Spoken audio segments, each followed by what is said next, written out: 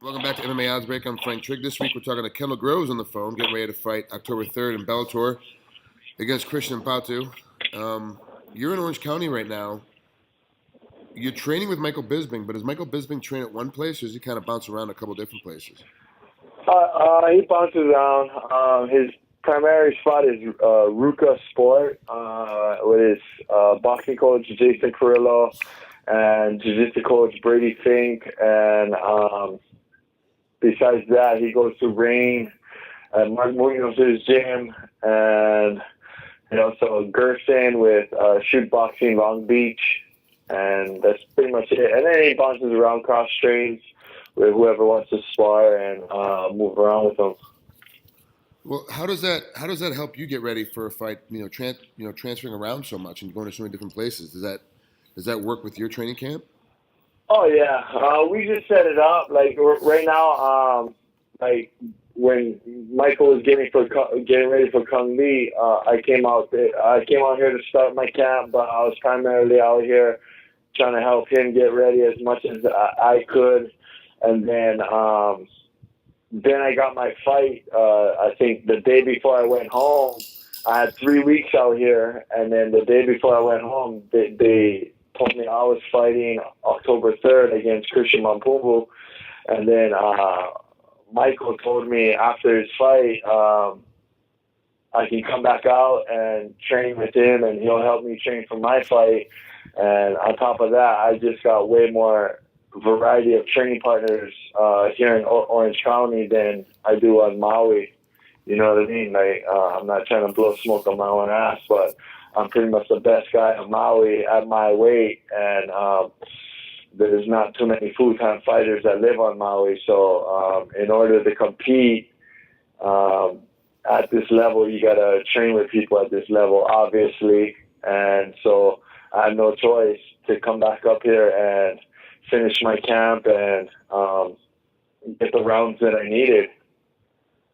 Now, what about like going over to Oahu? Because there's so many fighters now that are full-time fighters that live over on the island of Oahu in Hawaii. How come you don't just go over there to train? It's so much closer than coming all the way over to California. I had opportunities. I've trained in Oahu before, but there's a lot of good small guys in Oahu. You know what I mean? Yeah. There's some good middleweight and heavyweight talent out there, but I just clicked better out here, and I got a good group of guys. You know what I mean? Out here, and just the variety and talent out here is the shit. You know. Well, let's talk about. I wish I could drive home after practice every day, but in a perfect world, you know what I mean? Or I wish some of the guys that live here moved to Maui, but that's not gonna happen. So I got to come to where the training is great for myself. Right. So let's talk about Christian real quick then, because both of you are coming off of losses, but he's coming off of 3 losses, and you're just coming off of 1. Is that going to make him more dangerous? Because now all of a sudden he's got to realize if he loses this fight, Scott Coker's got to cut him. Like, you can't keep him around anymore. Oh yeah, no doubt. His back's against the wall. He's a dying dog fighting for his life. No disrespect to him. I'm just, you know what I mean. And I respect him a lot. And he's dangerous. He's coming off of 3 losses. He has to win. So he's gonna go out there and he's gonna put everything he has. He's going all in.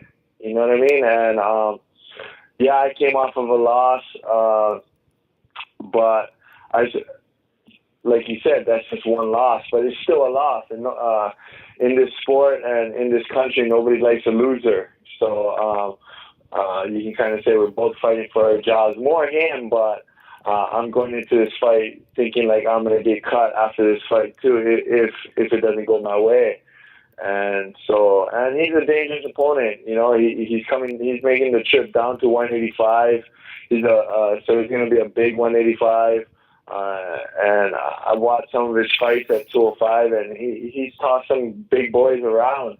And he's just dangerous. He's a European kickboxer, straight punches, kicks, and if I don't take this fight seriously, it's going to be a long night for me, or a short night. Depending on how it ends up, yeah. Now, how much has Bisping been helping you? Because I know like he's there as a body right now, but is he helping coach you as well to get you ready for this camp? Oh yeah. He's been a dear friend of mine from the show, and he's him and on top of him and Solomon. That's the only two guys I talked to from my season, but Michael's the only one who ever flies me out to train, lets me use his coaches. Don't have to come out of my pocket, and he just takes care of me. Whatever training he does, I get to do. He lets me get rounds in. On top of that, like right now, my fight is before his, and he just got his fight with Luke Rocco. He's been actually away on his promoting this fight in Australia. He actually comes back today, but he was gone from last week Tuesday. Let me use his car. Place to stay. So I've been cruising at King's, sparring at King's with everyone down there. Been at Ruka, using Brady Fink for my jiu-jitsu. And it's just been great, man. I haven't felt like this since I've been at Couture's. You remember that room. It was just great athletes, great fighters pushing each other. And that's how it is here, man. I'm Jay Silva, Mark Munoz, Verdum. I got to spar with Verdum yesterday, and just the talent is unbelievable. And to be the best, you got to train with some of the best, and I think I am. Yeah, you actually it sounds like you're having a great time and having a lot of fun. So, but you've been gone away from home for a real long time. It sounds like you went home right. After you'd already been out there with Mike training for 3 weeks. When did you come back? Like, how long did you stay home when you got announced for your fight? I actually went home. I was out here for 3 weeks, which puts a lot of stress on not super bad stress, but on my marriage. And, it's hard, man. I got 5 children at home, and my wife, who's one of the baddest women I know, she holds it down by herself while I'm gone with 5 kids. Takes 2 to school and takes care of 20-month-old twins and a fucking 3-year-old that's out of control. I mean, good out of control. She's just active, you know what I mean? But she's just 100% as soon as she wakes up until she goes down. So I give a lot of thanks to her, because if it wasn't for her, I wouldn't be out here. She could be like, no, fuck that. You got 5 kids. Stay home. train, go run around the track and go hit mitts, and that would be the end of me. But she sees how important and how much I enjoy fighting, and she supports that. So I couldn't be doing this without her. But no, I've been up here for 3 weeks prior to Bisping's Kung Lee fight. Then I went home for 2 weeks. Then I went to China with Michael, cornered him there. Then I went home for 2 more weeks, and then I came back out here, and I'm out here for 3 weeks, and then I fight. I've been up here for a week already, and I got 3 more weeks up here, and then I go home, and then hopefully get a fight soon. Hopefully win, everything goes good, and then I can get a fight by the end of the year. Oh, wow. So you're looking to stay active. How many times a year do you want to fight? I want to fight one more time this year.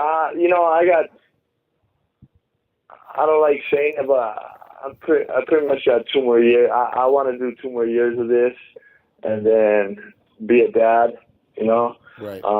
Because this sucks, taking time away. It sucks. It's good and bad. It's good because I'm getting great training, the training that I need to compete in this sport at this level and to be relevant. But it sucks because I can't get this time back. I missed my daughter's first soccer game. I'm missing my son's first year of football. I mean, I made his first game, but this is shit that I want to do. You know, I played football when I was young, and I'm missing it, but it's just a sacrifice. I understand. My wife understands that it's just a sacrifice to better our family's future. And I have to do this. If not, I'm just going to get fucking my ass kicked by a guy who's getting better training. And I can't have that, you know, get embarrassed on TV, and it sucks. You know, I've been there. My last fight, I was killing the guy, and then I made a little mistake, and I got fucked up. So I hate that, and I don't want that to happen. So I gotta sacrifice my time away from my family to get better, and bring myself up to California in isolation. You can kind of stay away from my family and make it happen. So yeah. It's got to be tough, especially, you know, like you said, you're missing football games and you're missing soccer games and doing that. But then there is somewhat of a little bit of a victory when it all kind of pans out and you win a fight. You know, but then you're already talking about you're going right back into it again. Like you might, you know, you want to fight by the end of the year. You're going to fight in October, which means you have to start training camp then. You know, a couple weeks later, you have to start right back in training camp again to be able to fight by the end of the year. You know, are you? Oh yeah, but that's our life. You know, our life is one fucking the sport. You can't take a long layoff, man. It's evolving so much where new guys like look at Max Holloway, like that post that he posted on Instagram. Kid's 22 and he had 9 fights in the UFC already, and he's hustling. Yeah. You know, he's doing good, and I look up to that. You know, that was me when I was younger. I mean, not as a success that he's having, but his involvement in the sport, and that's just because he's training and he's getting fights and he's getting better. You can't get better if you fight once, twice a year.